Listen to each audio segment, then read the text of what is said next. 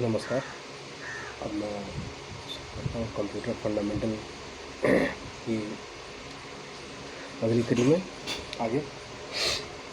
हम लोगों ने पिछले वीडियो में चर्चा किया था फादर ऑफ कंप्यूटर के बारे में, जो चार्ल्स बेबेज थे। आज उससे आगे मैं बढ़ता हूँ। इस कड़ी में जो पहला डिजिटल इलेक्ट्रॉनिक कंप्यूटर था उसका नाम था ABC। ABC का फुल फॉर्म है एटना शॉफ्टवेरी कंप्यूटर। ये पहला डिजिटल इलेक्ट्रॉनिक कंप्यूटर जिसको कि जॉन विसेंट एटनासॉफ और उसके सहयोगी क्लिफबोर्ड बेरी ने बनाया था 1939 टू 1942 के दरमियान। इसमें पंच कार्ड का इस्तेमाल किया जाता था इनपुट और आउटपुट प्रोसेस के लिए, जिसके बारे में मैंने पहले ही चर्चा कर चुकी है। और इसमें 45 वैक्यूम ट्यूब्स का इस्तेमाल होता था इंटरनल लॉजिक के लिए, और कैपेसिटर का इस्तेमाल किया जाता था डेटा को स्टोर करने के लिए। यानी कंप्यूटर में हमने पिछले अध्याय में चर्चा किया था, पिछले वीडियो में, कंप्यूटर में कोई भी डेटा जब हम इन कराते हैं तो वो इनपुट के माध्यम से जाता है। जो इनपुट डिवाइस हमारे पास उपलब्ध होते हैं उसके माध्यम से हम कंप्यूटर के अंदर किसी भी डेटा को प्रवेश कराते हैं, चाहे वो कीबोर्ड हो, माउस हो, वो ये सारे इनपुट डिवाइसेस में आते हैं। और तब जाकर के कंप्यूटर के मेमोरी में हमारा जो है डेटा जो भी हम डालते हैं उसका प्रोसेसिंग होता है, इंटरनली मेमोरी में उसकी प्रोसेसिंग होता है, और तब जाके वो रिज़ल्ट आउट आता है, जो कि हम मॉनिटर, जो कंप्यूटर का स्क्रीन होता है उस पर उसको हम देखते हैं। तो वो हमारे जो भी डिवाइस है जो कंप्यूटर के बाहर किसी भी डेटा को किसी रूप में भेजते हैं वो आउटपुट डिवाइस कहलाते हैं। यानी इनपुट डिवाइस वो जिससे हम किसी भी डेटा को कंप्यूटर के अंदर इन कराते हैं, आउटपुट वो जिसके ज़रिए हम रिजल्ट को बाहर देखते हैं। आउटपुट में मॉनिटर हो सकता है, स्पीकर हो सकता है, प्रोजेक्टर्स को हम कह सकते हैं, आउटपुट डिवाइस की रिजल्ट को आउट करता है। तो इसमें इनपुट और आउटपुट के लिए ABC कंप्यूटर में इनपुट और आउटपुट के लिए पंच कार्ड का इस्तेमाल किया जाता था, और इंटरनल लॉजिक के लिए अगर कोई लॉजिकल क्वेश्चन हो तो इंटरनल उसके दिमाग में सोल्व करने के लिए वैक्यूम ट्यूब का इस्तेमाल किया जाता था, जिसकी संख्या 45 थी ABC कंप्यूटर में।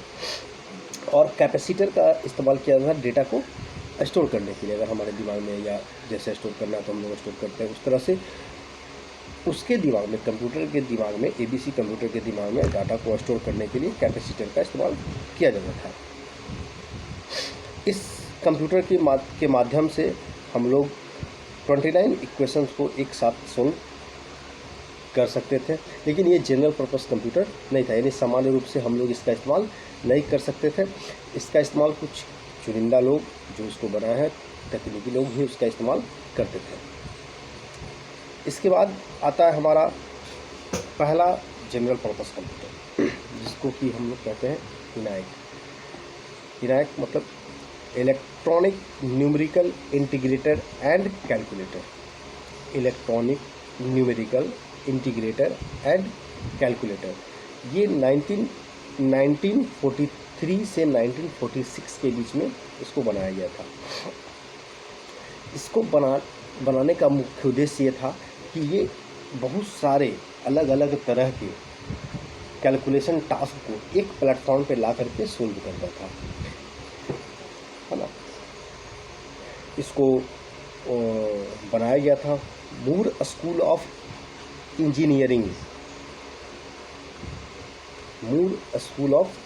इंजीनियरिंग में इसको बनाया गया था, जो कि Pennsylvania USA United state of America में स्थित है।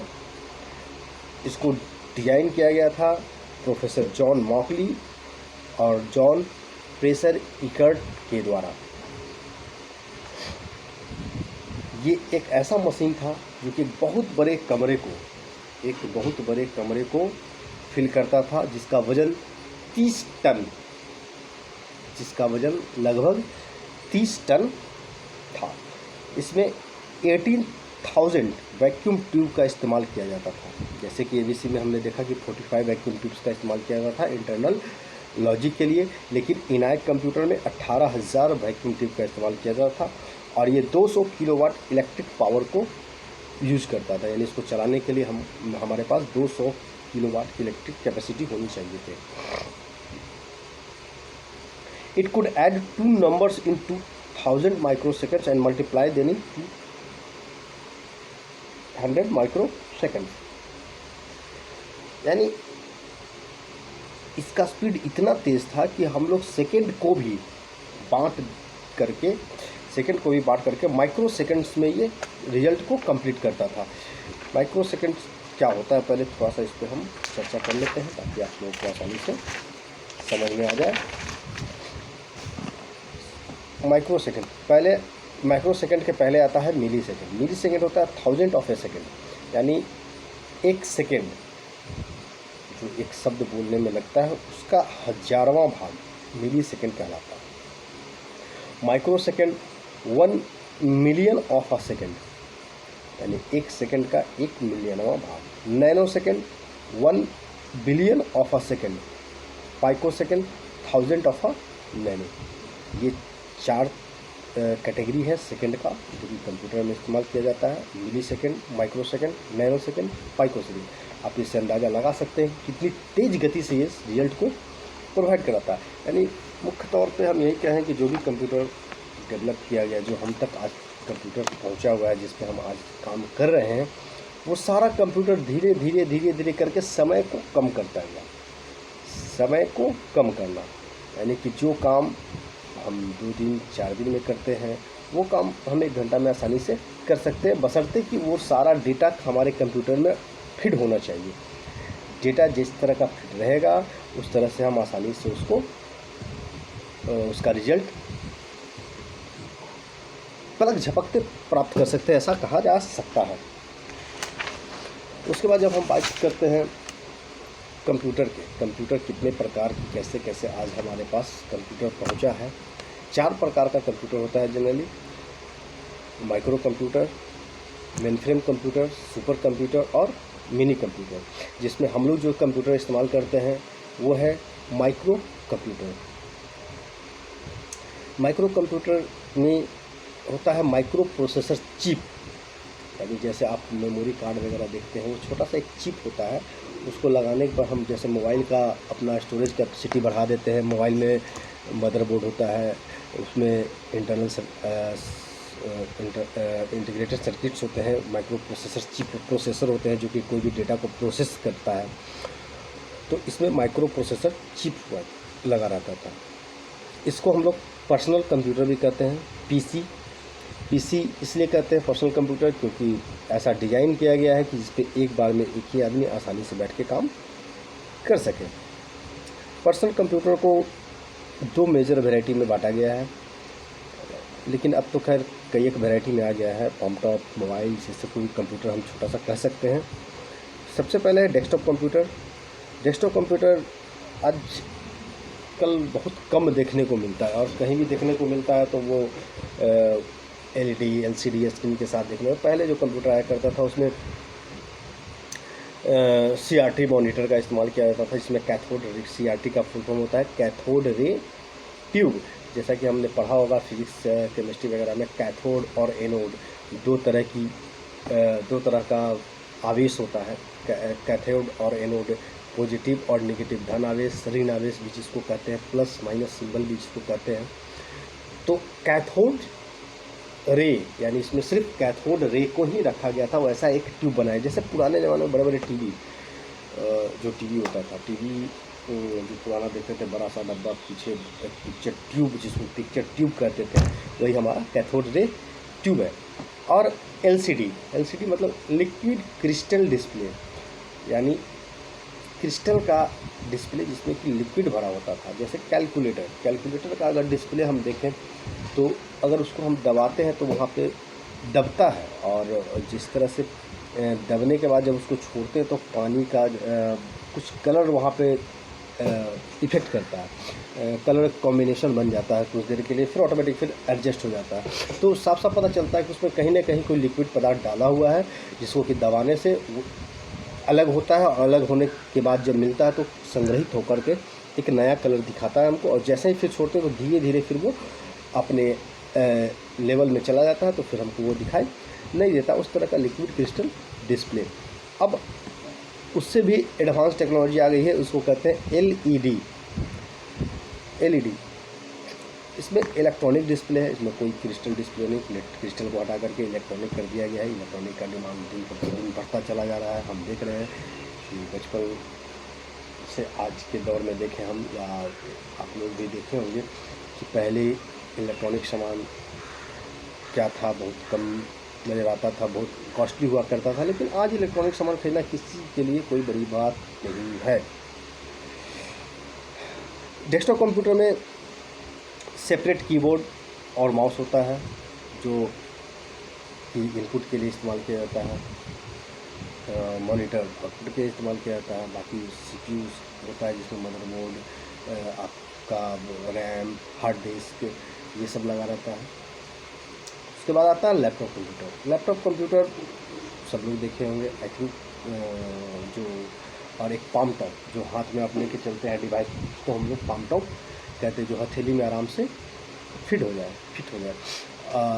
और उसके बाद लैपटॉप और पाम टॉप, ये दो कंप्यूटर को हम कहीं भी आसानी से ले जा सकते हैं, इसको पोर्टेबल भी कहते हैं। Laptop unit, palm top unit थोड़ा डेस्कटॉप के अनुसार कॉस्टली होता है, चूँकि साइज़ का छोटा है, साइज़ छोटा होता है तो कॉस्ट बढ़ता है। अब बात करते हैं मेनफ्रेम कंप्यूटर की।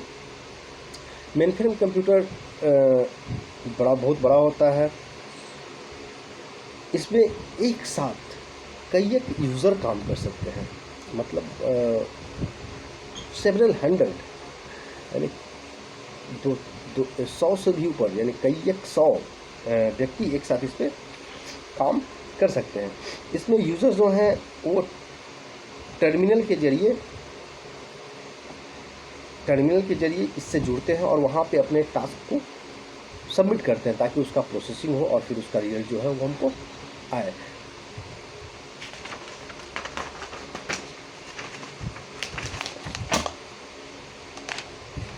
जैसे कि हम कर सकते हैं कि हमारा जो नेट चलता है, जो सर्वर हमारे होते हैं जिस पे हम कोई भी गूगल पे डालते हैं अगर कोई चीज़, एज फॉर एग्जांपल इसको समझने के लिए मैंने बता रहा हूँ कि गूगल है, गूगल पे जैसे हम डालते हैं तो हम भी डालते हैं, एक समय में बहुत सारे यूजर्स गूगल पे अपना रिक्वेस्ट डालते हैं और एक प्लेटफॉर्म है, टर्मिनल है, जहाँ पे गूगल के माध्यम से हम सारी चीज़ों को डालते हैं और गूगल फिर उसको प्रोसेस करने के बाद, खोजने के बाद हमको रिजल्ट जो है वो दिखाता है, डिस्प्ले कराता है। फिर उस रिजल्ट पे हम क्लिक करके उस पर आगे जा करके जो हमको जानकारी लेनी होती है लेते हैं। उस तरह से मेनफ्रेम कंप्यूटर को हम समझ सकते हैं कि मेनफ्रेम कंप्यूटर इस तरह का है जिसमें कि हम बहुत सारे डेटा को एक जगह सबमिट कर दिए और वहाँ से फिर वो प्रोसेसिंग के लिए चला जाता है और प्रोसेसिंग करने के बाद जो रिजल्ट है वो आउटपुट दिखाई देता है। उसके बाद आता है सुपर कंप्यूटर। सुपर कंप्यूटर एक प्रकार का मेनफ्रेम कंप्यूटर है, लेकिन इसका स्पीड और इसके प्रोसेसिंग पावर से ही इसको मुख्य रूप से जाना जाता है। सुपर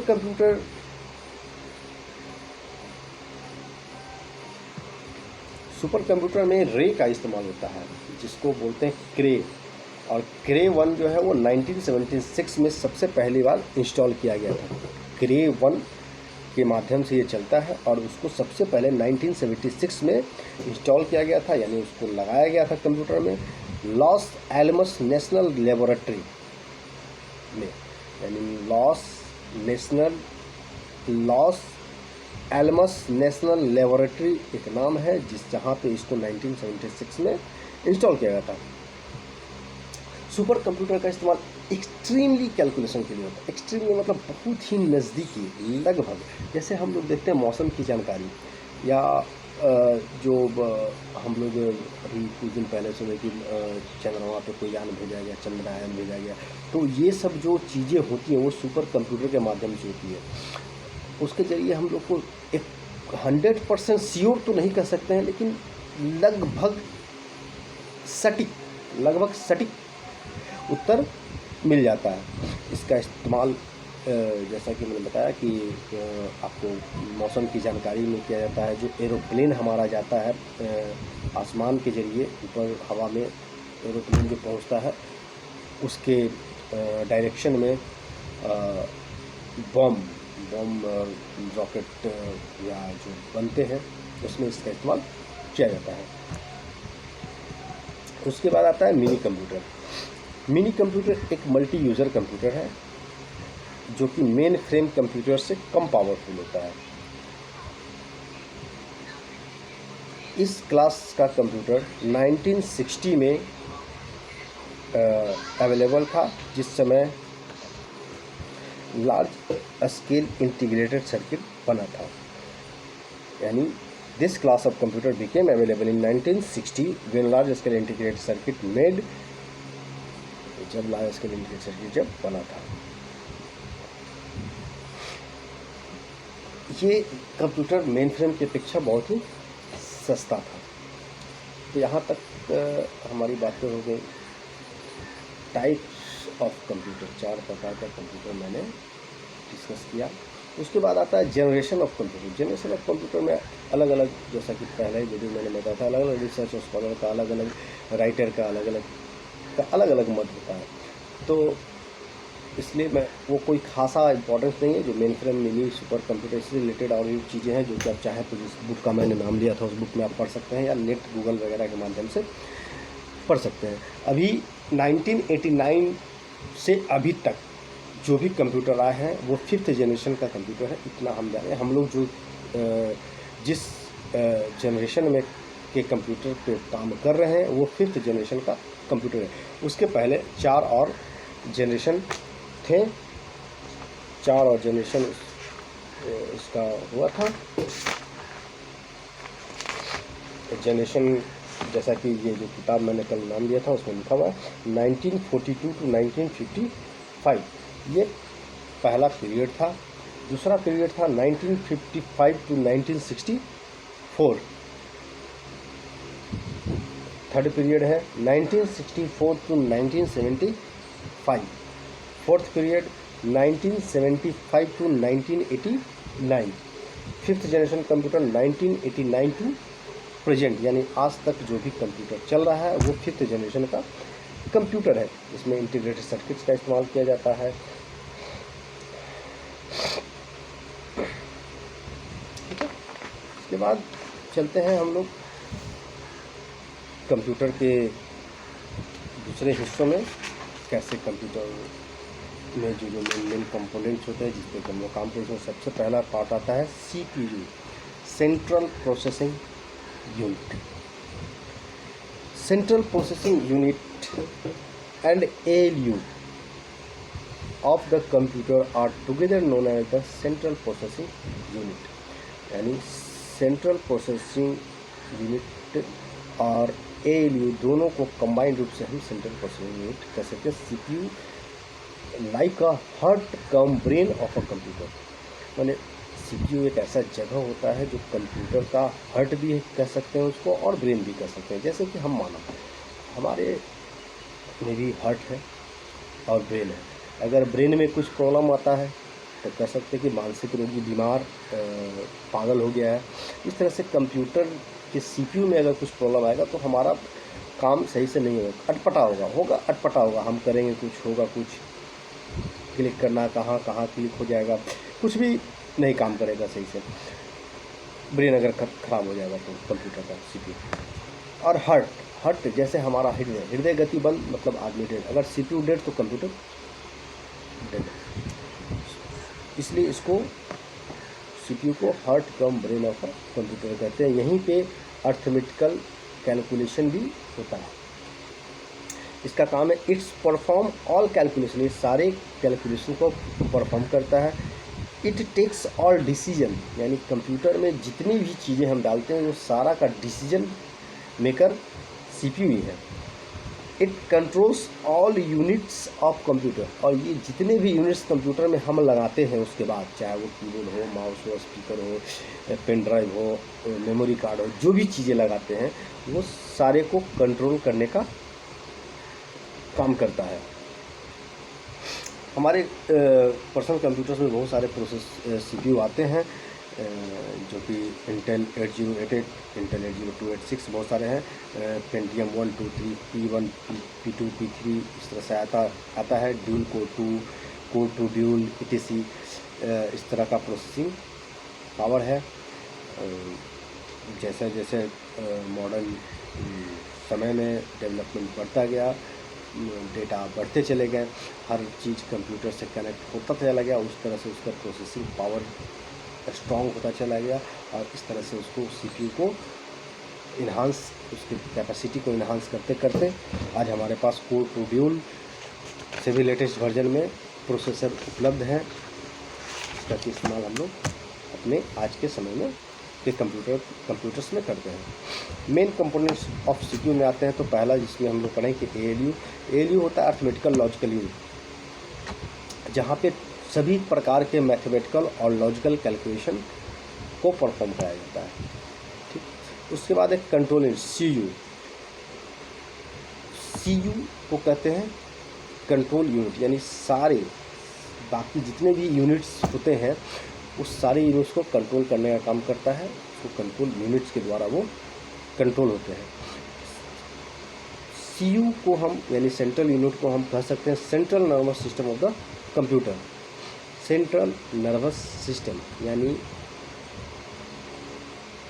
शरीर का जैसे सिस्टम होता है नर्वसनेस का, जैसे कभी किसी बात से हम नर्वस हो जाते हैं, किसी बात से हम हाइपर हो जाते हैं, तो वो सारा जो क्या होता है ब्लड के सर्कुलेशन पे डिपेंड करता है कि ब्लड सर्कुलेशन हमारा किस वेग से हमारे शरीर में हो रहा है, या जो हमारे शरीर के पार्ट्स हैं वो किस रूप में एक्टिव है।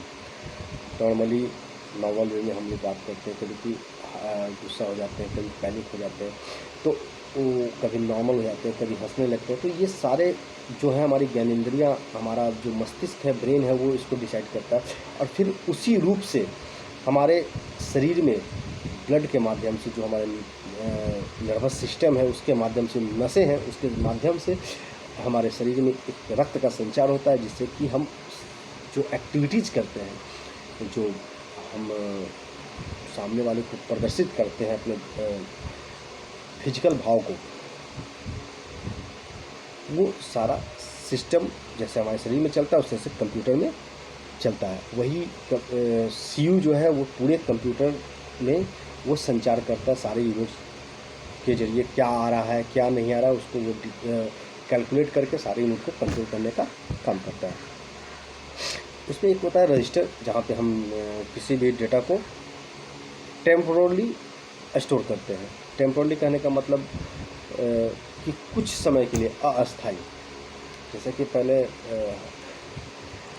जैसे कि हम लोग अगर कुछ भोजन लेते हैं और करते हैं या कोई भी चीज़ खाने के लिए तो मुंह में रखते हैं सबसे पहले, तो वो मुंह क्या है, हमारा हाथ इनपुट डिवाइस हो सकता है, मुंह भी इनपुट आउटपुट दोनों का काम करता है, क्योंकि उसके अंदर से हम कुछ निकलता भी है कुछ अंदर भी जाता है। तो मुंह में जब तक रखते हैं वो टेम्पोरली होता है, अगर उसको हम अंदर कर ले तो परमानेंटली वो अंदर चला जाता है, अगर नहीं तो फिर बाहर उसको फेंक सकते हैं। तो डिपेंड करता है कि जो चीज़ हम मुंह में रख रहे हैं वो खाने लायक है या नहीं है। अगर खाने लायक है, अगर हमारे शरीर के लिए लाभदायक है, तब उसको हम अंदर डालते हैं, अदरवाइज़ कभी अच्छा चीज़ भी नहीं अच्छा लगे तो मुंह से तुरंत वापस फेंक देते हैं। इसी तरह से हमारा रजिस्टर कंप्यूटर में काम करता है, जो टेम्पोरली किसी डेटा को रखता है। अगर उस डेटा को हम सेव करते हैं तो कंप्यूटर के परमानेंट स्टोरेज डिवाइस में चला जाता है, अगर नहीं सेव करते हैं तो वो कंप्यूटर के बाहर चला जाता है। उसके बाद हम आते हैं input and output process. Input output process जिसका पहले ही मैंने जिक्र कर दिया है कि जैसे किसी भी डिवाइस इनपुट यूनिट के द्वारा हम डाटा को इन कराते हैं, फिर उसके कंप्यूटर में वो सारा वो प्रोसेसिंग होता है, तब जाके उसका रिजल्ट आता है। क्योंकि CPU control unit register ALU के माध्यम से मैंने डिस्क्राइब कर दिया, बाकी आप अपने नोट्स में देख सकते हैं, अगर चाहें तो आप गूगल से हमें जैसे सर्च कर सकते हैं, मैं चाहे तो नोट्स आपको ईमेल के जरिए भेज दिया जाएगा। पिछले वीडियो में मैंने इसको बता चुका हूँ। उसके बाद इनपुट डिवाइस समझ गए, जिसके जरिए हम इन कराते हैं, आउटपुट डिवाइस जिसके जरिए आउट कराते हैं। पेरिफेरल डिवाइस वो होता है जो इनपुट और आउटपुट दोनों का वर्क करता है। इनपुट और आउटपुट दोनों का वर्क करता है, उसको हम पेरिफेरल डिवाइस कहते हैं। जैसे कि उसमें हम पेन ड्राइव को मान सकते हैं पेरिफेरल, क्योंकि पेन ड्राइव के जरिए हम कंप्यूटर में कोई डेटा को डालते हैं तो कंप्यूटर से कोई डेटा को निकालते भी हैं। तो वो दोनों काम हम पेन ड्राइव के जरिए करते हैं, मेमोरी कार्ड के जरिए करते हैं। इसको फ्लैश ड्राइव भी हमें कहते हैं। इनपुट डिवाइस में कीबोर्ड है, माउस है, टच पैड है, टच पॉइंट है। टच पैड जैसे कि लैपटॉप कंप्यूटर में आप देखते हैं टच करके हम लोग माउस का काम करते हैं, तो वो टच पैड हो गया। टच पॉइंट जैसे कि किसी स्मार्टफोन में आप देखते हो कि स्टिक पहले आता था, अभी भी बहुत सारे स्मार्टफोन में स्टिक आते हैं, जिस स्टिक में आगे में एक रबर का प्रोटेक्शन दिया रहता है ताकि स्क्रीन पे कोई दबाव ना हो, इसलिए रबर पर वो, तो उसको बोलते हैं टच पॉइंट, वो रबर का जो पॉइंट होता है। ट्रैक बॉल हम लोग गेम वगैरह खेलने के लिए इसका इस्तेमाल करते हैं। ट्रैक बॉल पहले जो कंप्यूटर आता था उसमें इस्तेमाल जनरली किया जाता था। वो पहले ऊपर में गोल लोहे का एक गोली होता था और उसके ऊपर रबर से कोटेड किया था, उसको कि हाथ से ऐसे घुमा करके हम लोग माउस का काम करते थे। अब तो माउस की बहुत सारी वैरायटियाँ आ गई हैं, ऑप्टिकल माउस आ गया, तो वायरलेस माउस भी चलने लगे हैं मार्केट में। जॉयस्टिक गेम खेलने की ग्राफिक टैबलेट होता है। ग्राफिक टैबलेट के जरिए हम किसी भी डेटा को हैंड रिटन वे में कंप्यूटर के अंदर भेज सकते हैं, जैसे कि स्मार्टफोन में भी आजकल आ गया है। कीपैड के जरिए पे आप अपने फिंगर पे जैसे मूव कराते हैं जिस लेटर के रूप में, वो लेटर हमारा मैसेज बॉक्स में टाइप हो जाता है, या व्हाट्सएप पे या फेसबुक पे, किसी भी क्यूवर्टिक कीबोर्ड उसको कीपैड बोलते हैं। क्यूवर्टिक कीबोर्ड के जरिए हम लोग अपने हैंड रिटन से भी उसको भेज सकते हैं। लाइट पेन का इस्तेमाल हम लोग किसी भी चीज़ को हाईलाइट करने के लिए इस्तेमाल करते हैं, जैसा कि आप क्रिकेट मैच वगैरह देखते समय, न्यूज़ देखते समय या टीवी पर अक्सर देखा करते होंगे कि कोई अगर चीज़ें चलती हैं, कोई वर्ड अगर कोई सेंटेंस या किसी पार्टिकुलर व्यक्ति को हाईलाइट करना होता है तो एक रेड कलर के सर्किल से उसको घेरा जाता है या रेड कलर से हाईलाइट करके दिखाया जाता है या किसी भी कलर से दिखाया जाता है, तो वो सब लाइट पेन के जरिए होता है। टच स्क्रीन आपको पता है, आप स्मार्टफोन यूज़र हैं, समझते हो, सभी को पता होगा टच करके काम करना। स्कैनर किसी भी आप मोबाइल में भी स्कैनर का इस्तेमाल करते हैं। कैमरा स्कैनर एक होता है, और किसी भी डेटा को कंप्यूटर में फिट कराने के लिए स्कैनर का इस्तेमाल होता है। इसमें बार कोड स्कैनर भी आते हैं, जो कि आजकल बड़े बड़े शॉपिंग मॉल्स में, कपड़े की दुकानों में या कोई भी प्रोडक्ट हम खरीदते हैं तो उसमें बार कोडिंग होता है, जिसमें कि एक हैंड टूल के जरिए, एक लाइट के जरिए उसको पढ़ा जाता है, वो बार कोड स्कैनर होता है। बार कोड के अंदर कुछ अंक डिनोट किया रहता है, जिसके जरिए उसका हम पता करते हैं कि वो प्रोडक्ट कहाँ से आया है, प्रोडक्ट कितने का है, क्या है।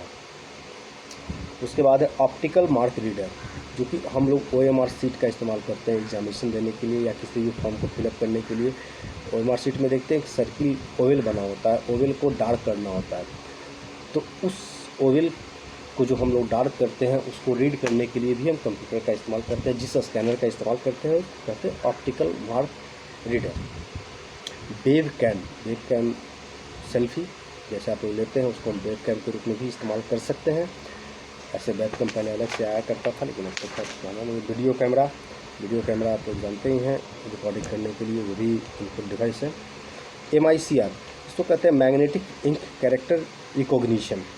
इसका जनरली इस्तेमाल हम लोग चेकबुक पे किया जाता है। चेकबुक के नीचे के पोर्शन पे जो मोटे मोटे अक्षर में कुछ नंबर्स लिखे होते हैं, आपके पास इजी वे में कोई भी चेक अवेलेबल हो तो उसको आप देख सकते हैं कि नीचे में मोटे मोटे थोड़ा अलग टाइप के अक्षरों में कुछ डिजिट्स लिखे होते हैं। उसमें उस बैंक का नंबर, आपके चेक का नंबर, ये सब कुछ महत्वपूर्ण इन्फॉर्मेशन इंक्लूड किया हुआ होता है, जो कि एक स्पेशल इंक के जरिए से लिखा होता है, जिसको मैग्नेटिक इंक, चुंबकीय इंक उसमें डाला जाता है, ताकि उससे जिस बैंक का वो चेक है उससे रिलेटेड वो इन्फॉर्मेशन उसमें डाला जा सके इजी वे में।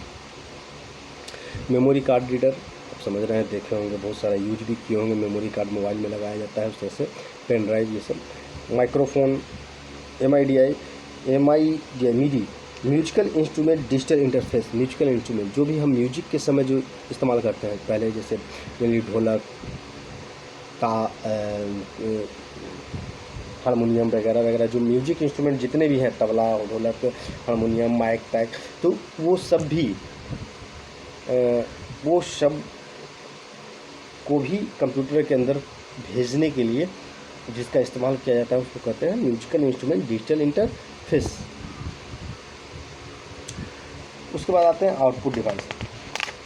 आउटपुट डिवाइस में हमारा सबसे पहले मॉनिटर आता है, जो कि मॉनिटर CRT हो सकता है, LCD हो सकता है, LED हो सकता है। मॉनिटर पे जो भी चीज़ें, जो भी पिक्चर्स, ग्राफिक्स दिखाई देती हैं, वो सारे पिक्सल्स से बने होते हैं, डॉट्स से बने होते हैं। वो सारे डॉट्स से बने होते हैं। जैसे रबर को हम देखते हैं तो देखने में बहुत सॉलिड होता है, लेकिन जैसे उसको हम अगर खींचने का प्रयास करते हैं तो देखते हैं उसमें लाइनिंग आता है, दरारें आने लगती हैं। वो कण, जिस कण से वो जुड़कर बना होता है, वो फैलता है खींचने पर। इसी तरह से हमारे मॉनिटर के स्क्रीन पे जो इमेज बनता है, वो जो इमेज बनता है वो पिक्सल से बनते हैं। पिक्सल्स बहुत ही छोटा डॉट होता है। जितना ज़्यादा डॉट होगा, जितने ज़्यादा पिक्सल्स होंगे, उतना अच्छा इमेज क्वालिटी आता है। इसी का नतीजा है कि धीरे धीरे डिजिटल कैमरा से लेकर के अब 2 मेगापिक्सल, 10 मेगापिक्सल, 12 मेगापिक्सल, 15 मेगापिक्सल और पिक्सल्स 32 मेगापिक्सल, पिक्सल्स बढ़ते जा रहे हैं कैमरा फ़ोन्स में। जितने भी स्मार्टफोन आ रहे हैं, जनरली अगर हम बात करें तो maximum phones better video quality, better graphics के लिए ही जाने जाते हैं, क्योंकि उसमें सेल्फी बहुत अच्छी आती है। सेल्फी अच्छी आएगी तो उसको फेसबुक पे डालने पे, व्हाट्सएप पे शेयर करने पे, इंस्टाग्राम पे शेयर करने पे, ट्विटर पे शेयर करने पे बहुत ज़्यादा लाइक होता है, शेयर होता है। इसलिए आजकल जो मैं मानता हूँ कि जितने भी स्मार्टफोन्स आ रहे हैं, उसमें बेसिक जो वर्क होना चाहिए, जो जानकारियाँ होनी चाहिए, जिस पर्पस के लिए उसको बनाया गया है, उससे भटकाया जा रहा है। व्यावसायीकरण के कारण उसको इतना ना बढ़ावा दे दिया गया है लोगों को, फेसबुक, व्हाट्सएप, मीडिया की दुनिया में, सोशल मीडिया की दुनिया में, कि लोग दिखावे के पीछे अच्छे से अच्छे पोस्ट में पिक्चर आने के लिए उसका इस्तेमाल करते हैं। हम चाहें तो पूरे कंप्यूटर, जो कि हम कंप्यूटर पे काम करते हैं, वो छोटा वर्क अगर हम अपने लिए करना चाहें तो हम मोबाइल पे कर सकते हैं। हालांकि मुश्किल होता है, लेकिन हम चाहें तो कर सकते हैं, क्योंकि करता नहीं है। मैक्सिमम स्मार्टफोन्स का इस्तेमाल आज के समय में मेरे अनुसार से जो होता है, वो सिर्फ वीडियो, सेल्फी लेने के लिए होता है, और उसको सोशल मीडिया पर डाल करके उस पर लाइक, कमेंट, शेयर, डिस्कशन करने के लिए ही इस्तेमाल किया जाता है। चलिए खैर, ये जो है उनके पास की बातें हैं। हाँ, आगे बढ़ते हैं हम इसमें। हाँ, पिक्सल्स की बात चल रही थी हमारे पास। तो पिक्सल्स, मैंने बताया, pixels small dots that make the image displayed on the screen. The spacing of the tiny dots is called dot pitch. यानी कि जो पिक्सल्स से हमारा इमेज बनता है, तो वो जो पिक्सल्स होते हैं, उस पिक्सल्स के बीच की दूरी 0.28 या 0.26 mm यानी मिलीमीटर होता है। पिक्सल्स का, 2 पिक्सल्स का distance. Your computer must produce a video signal that a monitor can display, so it can called visual display unit और visual display adapter। यानी हमारा जो कंप्यूटर है या स्मार्टफोन है, वो वीडियो को भी डिस्प्ले कराता है, इसलिए उसको हम लोग विजुअल डिस्प्ले यूनिट भी कहते हैं और वीडियो डिस्प्ले एडाप्टर भी कहते हैं। उसके बाद आते हैं हम लोग फ्लैट पैनल डिस्प्ले। फ्लैट मतलब सीधा, जिसमें LCD, LED वगैरह वगैरह, LCD और LED स्क्रीन्स आते हैं। इसमें पिक्चर्स को देखने के लिए ट्रांसपेरेंट थिन फिल्म ट्रांजिस्टर का इस्तेमाल किया जाता है। ट्रांसपेरेंट मतलब पारदर्शी, थिन पतला फिल्म ट्रांजिस्टर यानी पारदर्शी पर्दे का इस्तेमाल किया जाता है सारे पिक्सल्स को कंट्रोल करने के लिए।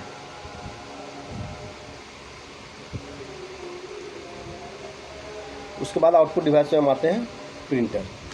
प्रिंटर भी आउटपुट डिवाइस है। प्रिंटर भी कई तरीके के होते हैं। इसको मुख्य रूप से इस पर हम चर्चा करेंगे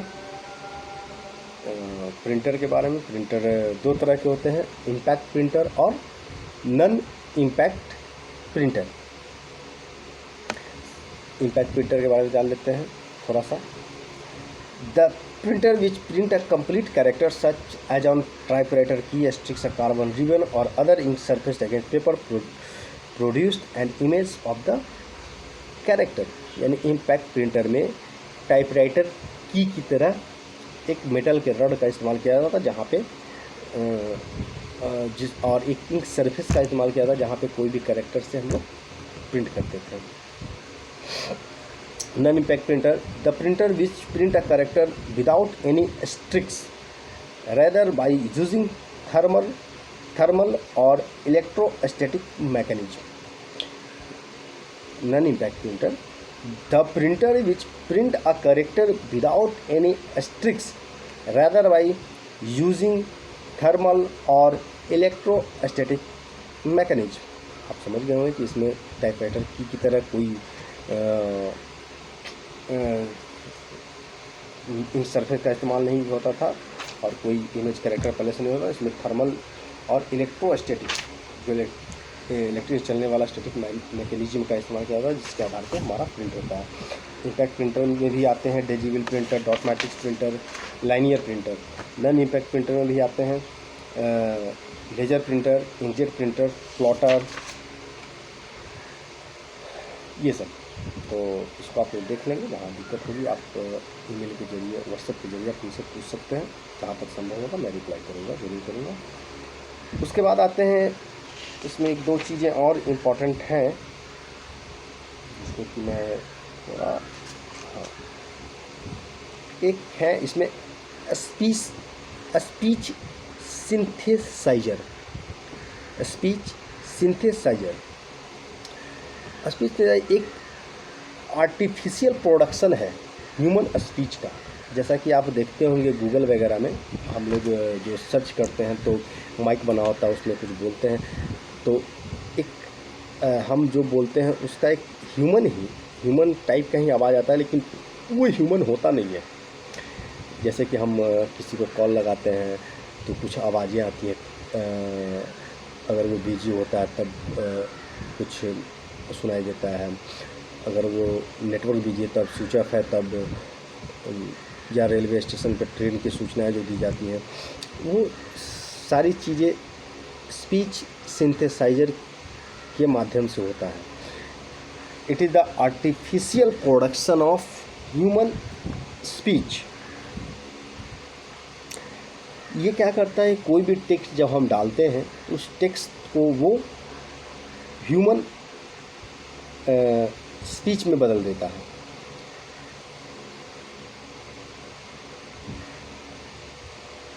और इस पे कभी कभी होता है कि अगर मान लिया जो बात जिस लैंग्वेज में हमारा सिस्टम में वो फीड किया हुआ टेक्स्ट उसी लैंग्वेज में वो आवाज़ देगा। आप टाइप करने में गलती करेंगे तो शायद उसके आवाज़ जो निकलेगी उसमें कुछ गलतियां हो सकती हैं।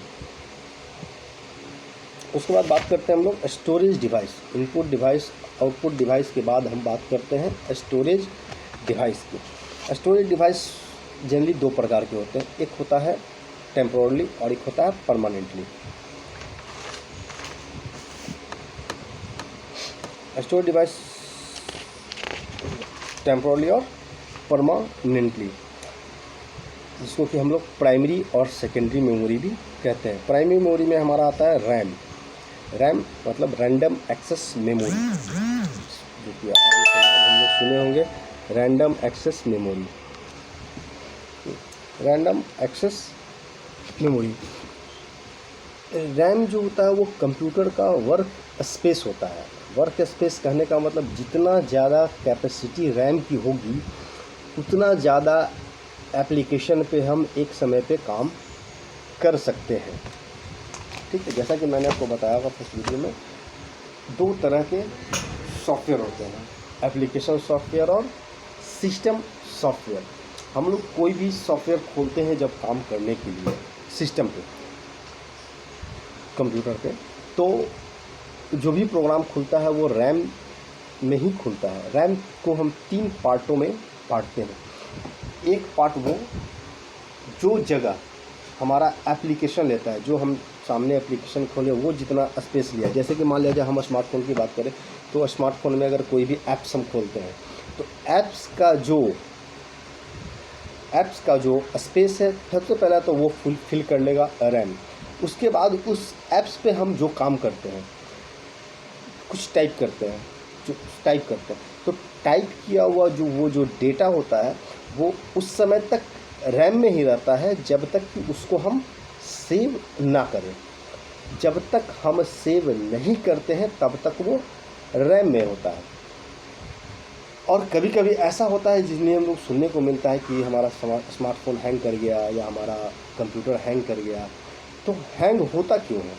हैंग होने का सबसे बड़ा कारण क्या है कि अगर हमारी रैम की कैपेसिटी है 1 GB और हम जो एप्लीकेशन खोले हुए वो है 500 MB की, और जो उस पर हम डेटा टाइप कर रहे हैं या उस पर जो और भी डेटा हम काम कर रहे हैं वो 1 GB के आसपास या 1 GB से अप एंड डाउन बढ़ना या घटना शुरू होता है तो हमारा काम करना गड़बड़ाने लगता है, सिस्टम स्लो वर्क करने लगता है। बहुत सारे ऐसे एप्लीकेशंस होते हैं जो कि आप सिस्टम चालू करते हैं वो रनिंग में आ जाते हैं।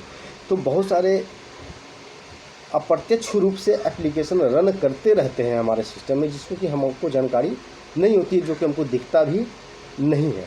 लेकिन जब हम काम करते हैं, लोग कहते हैं कि हम इतने कैपेसिटी का रैम लगा लिए हैं, इतना मेरा पावरफुल कंप्यूटर है, फिर भी हैंग करता है। ये हैंग करने का वजह बहुत कुछ हो सकता है।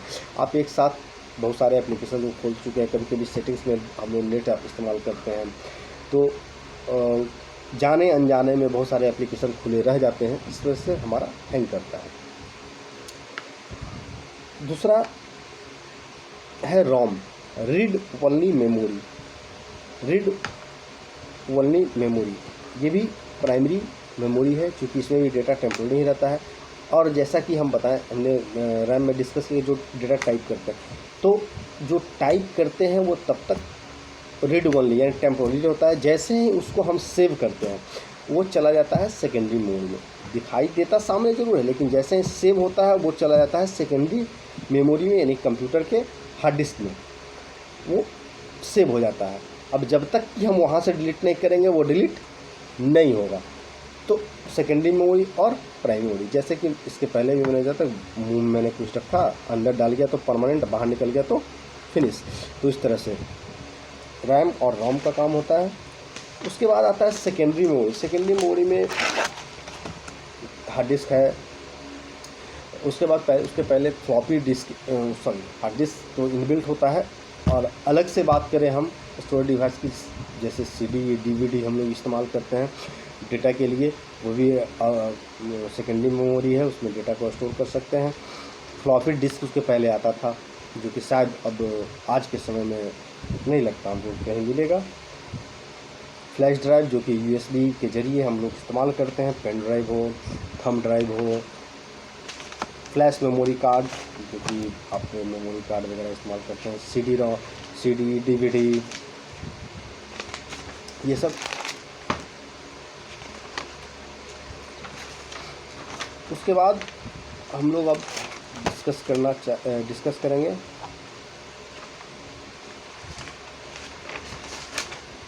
Computer language.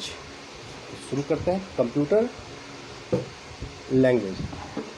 इसके बारे में मैंने कुछ चर्चाएं कर दी हैं, जैसे कि जिस तरह से हम लोग अपने समझने के लिए हिंदी, इंग्लिश, भोजपुरी, मगही, पाली, मैथिली, प्राकृत बहुत सारी भाषाएं यूज करते हैं, उस तरह से कंप्यूटर का भी अपना लैंग्वेज होता है, जो कि हमने बताया था कि 0 और 1 के फॉर्म में वो किसी भी डेटा को स्टोर करता है। वो लैंग्वेज होता है मशीन लैंग्वेज।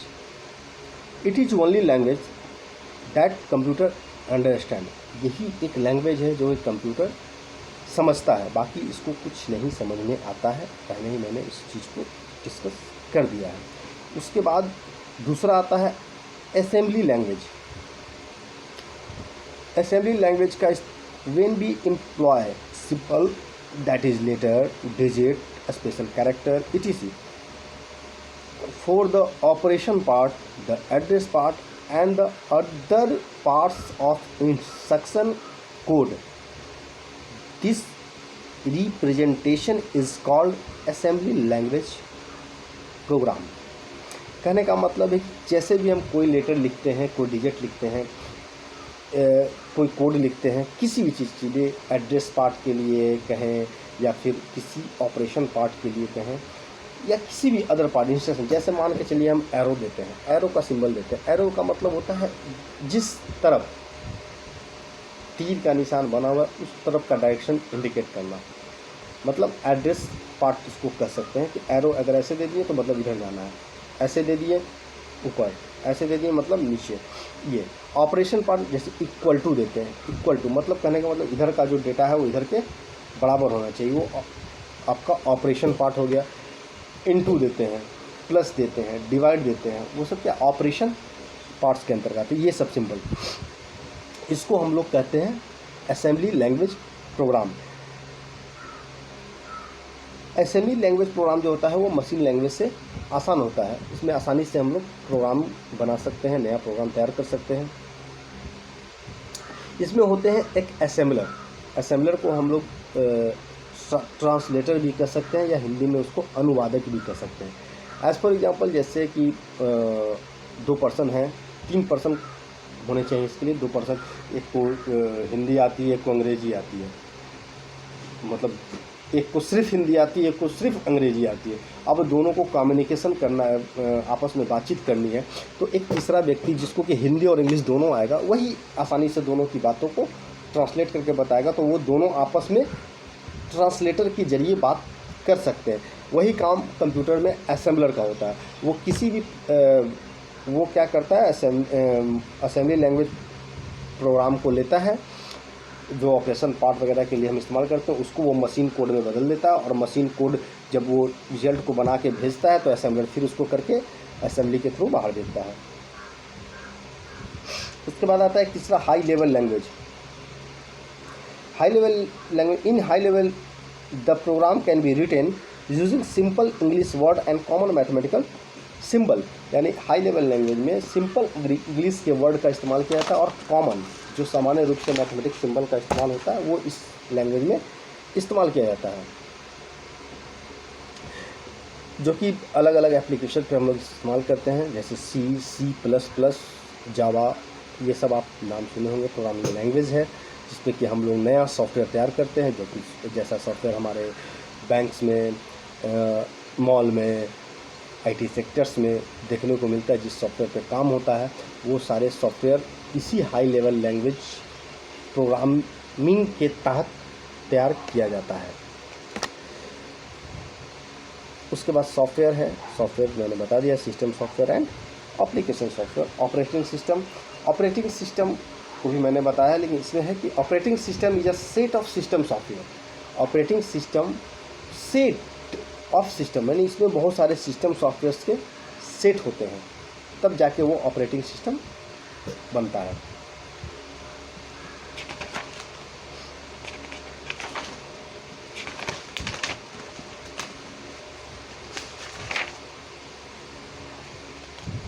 अब इसमें सिग्नल्स होते हैं, कंप्यूटर में भी सिग्नल्स होते हैं जिसके ज़रिए ये काम करता है। इसमें 2 तरह के सिग्नल होते हैं, एनालॉग सिग्नल और डिजिटल सिग्नल। एनालॉग सिग्नल्स वो होता है जो कि वेवलेंथ की तरह होता है। वेवलेंथ मतलब तरंग दैर्घ्य। फिजिक्स में हम लोगों ने 9th क्लास में पढ़ा था, पता नहीं आप लोग भी जानते होंगे, तरंग दैर्घ्य का नाम सुने होंगे।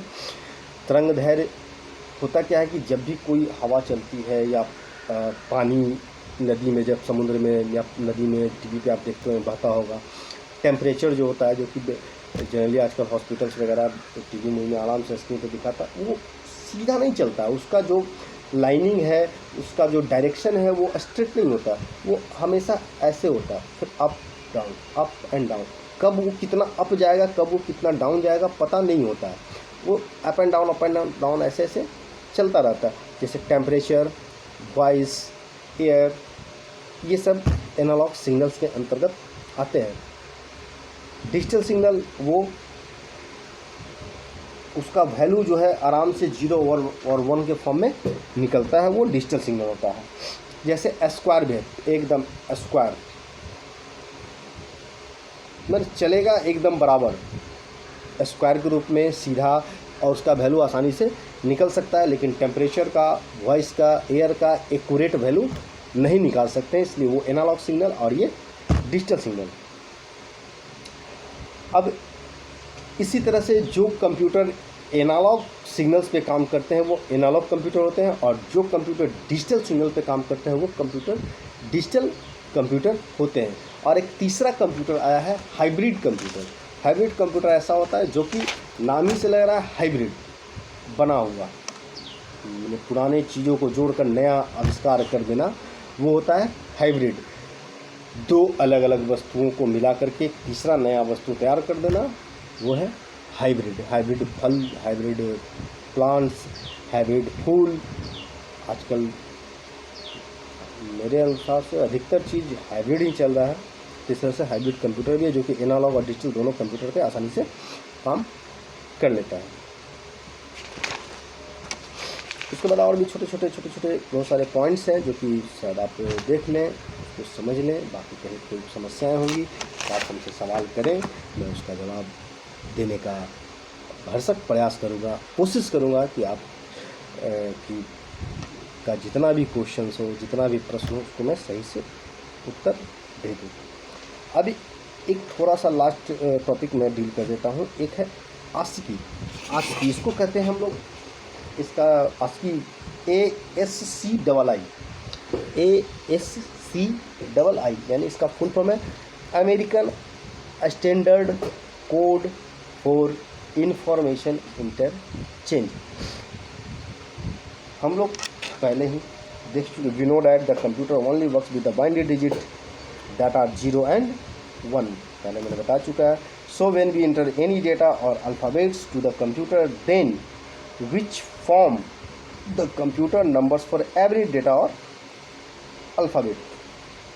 यानी जब भी हम उसके अंदर कोई डेटा अल्फ़ाबेट कंप्यूटर में डालते हैं तो वो नंबर के फॉर्म में एवरी डेटा और अल्फ़ाबेट्स को बदल देता है।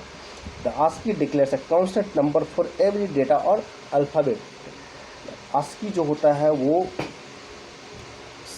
सभी अल्फ़ाबेट्स और डेटा के लिए एक कांस्टेंट नंबर प्रोवाइड किए हुए।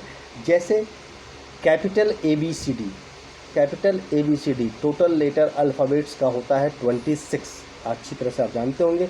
A to Z capital A को 65 दिया गया है, कांस्टेंट नंबर 65 कैपिटल ए। इसी तरह से capital B 66, capital C 67, capital D 68, इस तरह से बढ़ते जाएंगे तो कैपिटल जेड जो होगा वो 90 पे आकर ख़त्म होगा। ये हो गई कैपिटल अल्फ़ाबेट्स की बात।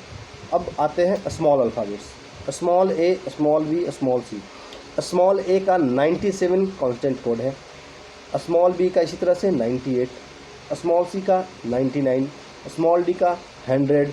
इस तरह से अगर बढ़ते जाए तो स्मॉल जेड पे पहुंचेंगे तो आएगा उसका 122। और नंबर की बात करते तो नंबर हमारे पास 0 to 9, यही 10 डिजिट नंबर होता है, 0 to 9। इसके बाद सारे डिजिट एक दूसरे से जुड़कर बनते हैं। तो 0 के लिए कांस्टेंट कोड है 48, 1 के लिए 49, 2 के लिए 50, इस तरह से 9 के लिए 57। ये सभी को हम लोग बाइनरी डिजिट में बदलते हैं। बाइनरी डिजिट में जब हम बदलते हैं तो एक लेटर के बराबर 0 और 1 को जब हम बदलेंगे तो एक कैरेक्टर आएगा। जैसे ए को जब हम बदलेंगे तो आएगा 0 1 0 0 0 0 1 0 0 0 0 0 1, 8, मतलब इस तरह से 8 0 1 0 0 0 0 1, मतलब सिर्फ 2 1 और बाकी सारा 0। ये एक कोड होता है जिसको कि मैं कोशिश करूँगा कि उसका बना करके मैं आपको बता दूँ। ऐसे आपको भी बनाना आ जाएगा, आप भी समझ जाएंगे। और 0 1 को हम लोग कहते हैं, या 0 या 1 किसी एक को लें तो वो होता है 1 बिट। और जब हम एक लेटर को जब कन्वर्ट करते हैं 0 1 में तो 8 डिजिट बनता है। 0 जैसा कि मैंने ए के बारे में बताया कि 0 1 0 0 0 0 1 8 टोटल आएगा। तो उसका भी इसी इसमें दिया हुआ है, इसमें आप देख सकते हैं मेमोरी यूनिट में कि 0 1 बराबर होता है 1 0 रहे या 1 रहे वो 1 बिट। इसी तरह से 4 बिट बराबर होता है 1 निबल। 4 बिट बराबर 1 निबल, यानी एक लेटर का आधा 1 letter by 2 equal to 1 nibble. 8 bit बराबर 1 बाइट, यानी कह सकते हैं कि कोई भी एक डिजिट जो है वो 1 बाइट के बराबर होता है।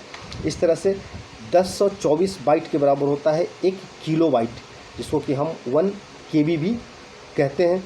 इस तरह से 1024 KB बराबर 1 MB, 1024 MB बराबर 1 GB एंड 1024 GB बराबर 1 TB, यानी terabyte. Kilobyte, megabyte, gigabyte, terabyte. अभी जितने भी कंप्यूटर्स का स्टोरेज कैपेसिटी है वो टेराबाइट में मिल रहा है। हम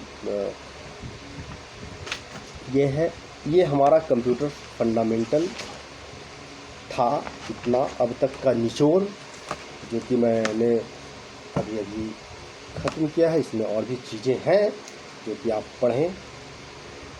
नोट्स की अगर आवश्यकता हो तो आप ईमेल आईडी भेज दें, व्हाट्सएप नंबर भेज दें, मैं PDF फॉर्म में इसको भेज दूंगा।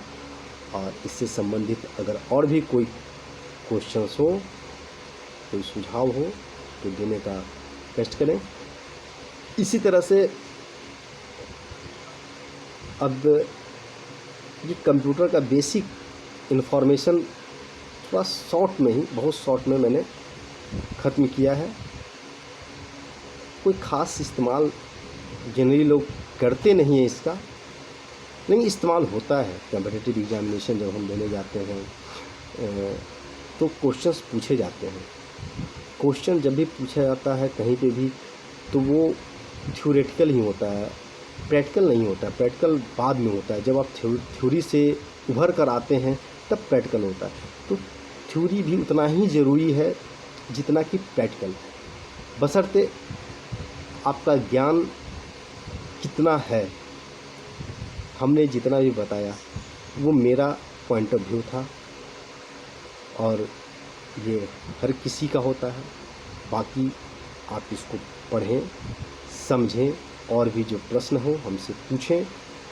अपने स्तर से भी इसको और डीप जाने का प्रयास करें। बहुत सारे